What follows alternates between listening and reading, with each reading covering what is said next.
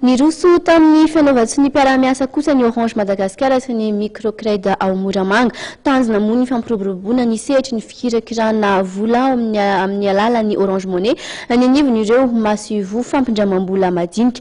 Tsy ara-toe-karena ihany fa ny endrika ara-tsosialy ihany koa moa ny dian'ny Orange Madagascar tany Moramanga. Mitatitra an'izay Lova Ramanantsoa sy Christian Rakotondramanga.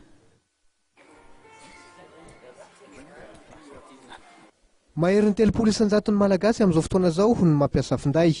Manodidina ny 20 isan-jato kosa ny mponina no makany amin'ny maso-ivo fampindramam-bola madinika. Ho fampiroboroboana ny fampiasana mobile banking ary dia nyroso tamin'ny fanaovatry ny mpiara-miasa ny Orange Madagascar sy ny Microcred ao Moramanga io maraina io. Sy kisendrasendrako no nisafidianana ny Moramanga, isapahana n'izao tolotra vaovao izao.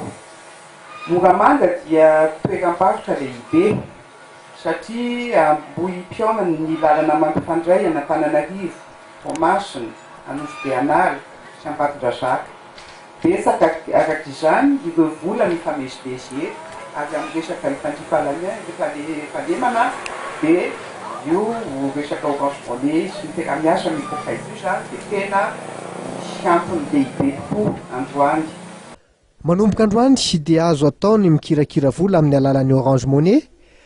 Any anivon'ireo maso-ivo Microcred misy 12 manerana nosy.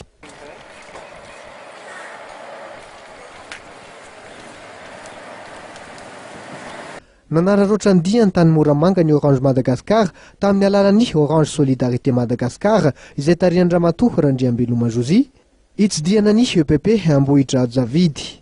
Nitondra ny anjara birikiny tamin'ny fanatsarana antsy sekoly izay nosimban'ilay rivo-doza aron'aty tokoa ny Orange Madagascar.